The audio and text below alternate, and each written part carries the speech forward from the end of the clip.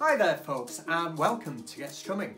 Now before I begin, please remember to click on that subscribe button. If you've got any songs that you'd like me to teach you in the future, leave me a message in the comment section and I'll get back to you with a tutorial as quick as I can. And also, if you've liked the video, then please press on that like button. It really helps to boost the channel. So now I'm going to teach you how to play the guitar solo to A Hard Day's Night by the Beatles. Okay then, so some of you might have seen this channel before, and if you check out some of the videos that I've done previously, one of them is a tutorial on how to play the opening chord to A Hard Day's Night.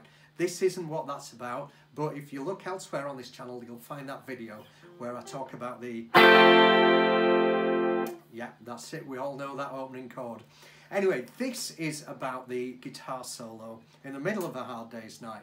Now, I've got a couple of theories on how this might have been recorded, but for the moment, I'll show you how the solo is played. Now, I'm using this Gear for Music 12-string guitar, but obviously George Harrison will have used his Rickenbacker 360. So I'll show you on this, and hopefully it should give you some idea on how the guitar solo should go.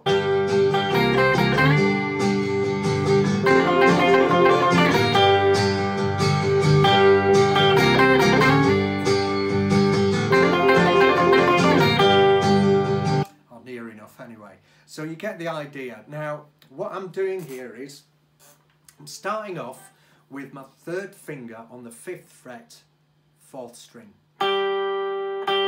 So I'm doing a long note, then a short note. Then I'm going up to the 3rd fret, 3rd string, and then I'm playing the 5th fret, 3rd string, then back to the 3rd fret, 3rd string. So what I'm going to do now is just play that together.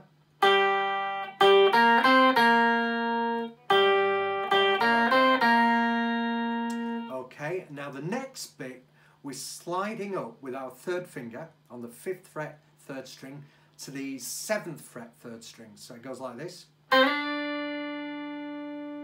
So we've got... And the next bit is the little bit that has the triplets. So we're starting off with our first finger on the 5th fret, 3rd string, 2nd finger on the 6th fret, 2nd string, and what we're doing now is called hammering on. So we're plucking the 3rd string, and don't forget your first finger's on the 5th fret, and we're hammering on to the 7th fret with our 3rd finger. So like that, so that's a hammer on. And then we're plucking the 2nd string in between, so it's... And we're doing that 4 times.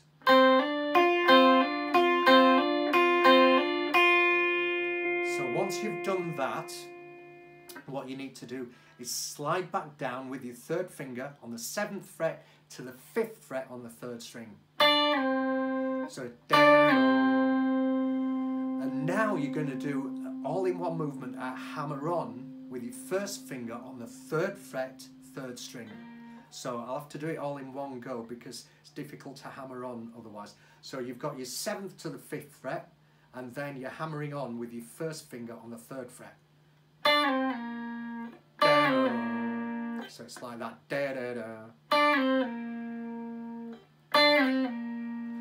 Okay, and then next we're doing a quick hammer on with your 3rd finger on the 5th fret, 4th string. So it's... And then to finish off the solo, you pluck the 4th string with your 3rd finger on the 5th fret. So you're actually playing that note twice. One's a hammer on.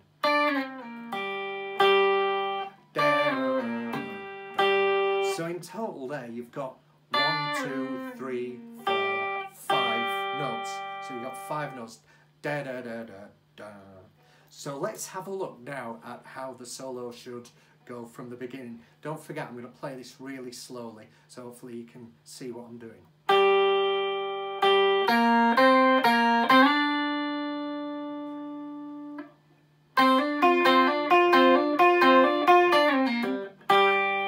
And again.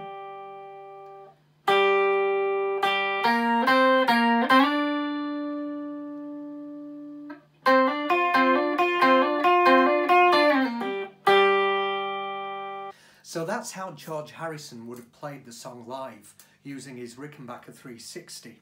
However, I've got a sneaky suspicion that when he recorded the solo for the Hard Day's Night track, that he actually slowed it down to half speed. Now, I've got a recording here of the actual solo slowed down, which supports this claim. Have a quick listen to this.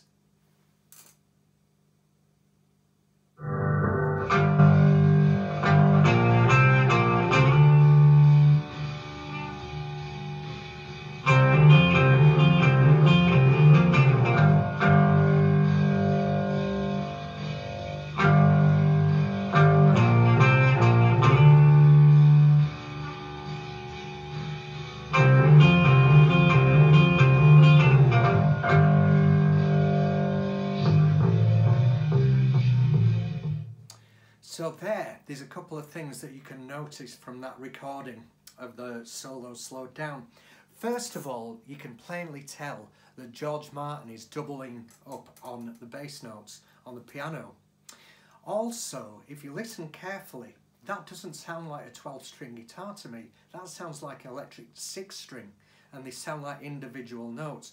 But coupled up with the bass notes from the piano, then speeded up twice as quick for the actual recording, it kind of sounds like a 12-string guitar.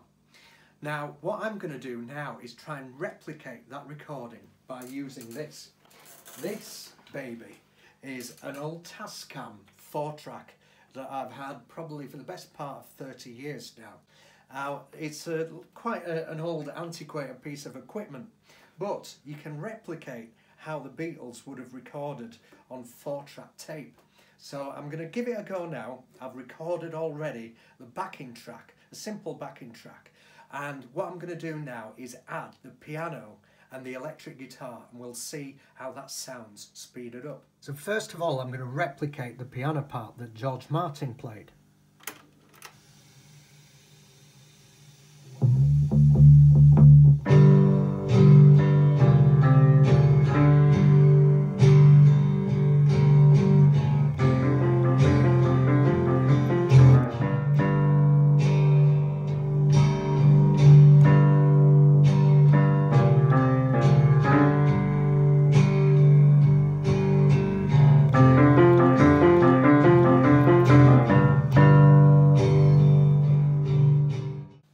Okay then, so now I've got the piano part down, let's put the 6-string electric guitar down.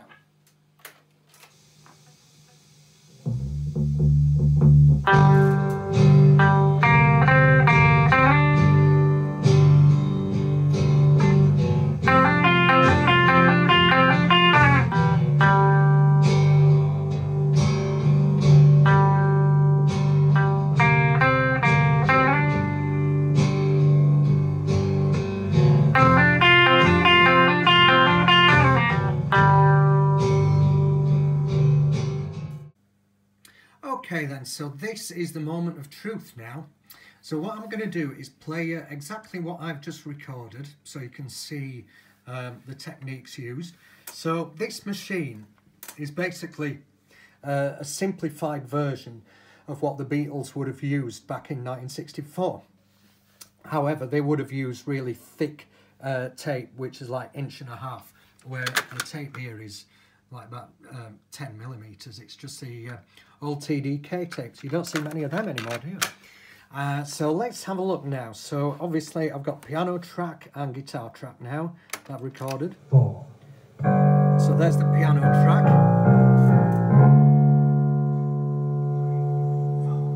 And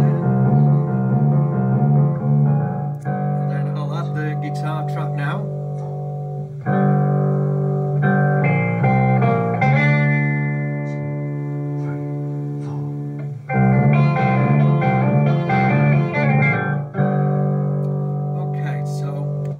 That's recorded at normal speed. So what I'm going to do now is I'm going to press that switch there, which switches it over to high speed. So don't forget, all the other instruments that I've laid down were recorded at normal, well, at high speed.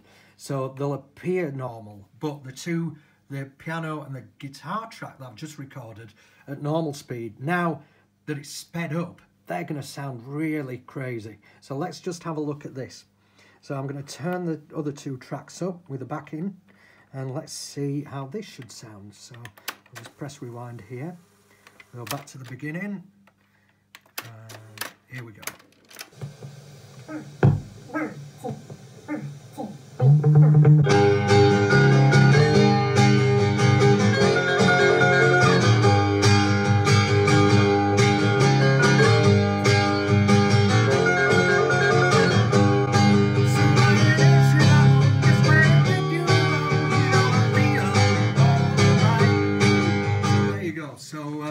So that's it basically. That's a rough approximation as to how George Martin and George Harrison would have recorded that solo. It was recorded using a piano, probably a 6-string, although it might have recorded it on 12-string.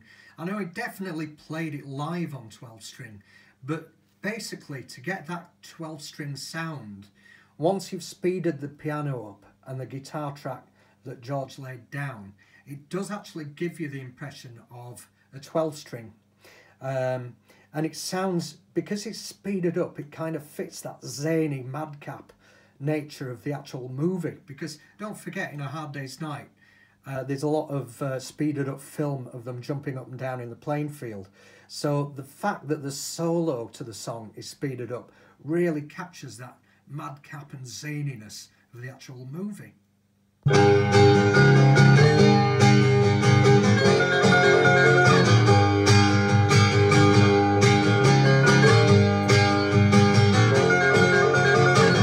So that is how I think the Hard Day's Night solo was recorded. It was recorded using a piano and a 6-string, slowed down, and when it was speeded up to join the rest of the instruments, it sounded all high-pitched and zany. And then when it came to the live recordings, or the live performances, then George will have used his 12-string Rickenbacker 360 for all the live performances. And obviously as time went by and he had more chance to practice that solo, he'll have got better and better at it, as I expect to do when I keep practicing it myself. And it's been an absolute pleasure showing you how the Hard Day's Night solo was played. And I'll catch you again very soon for more Get Strumming tutorials. Take care for now.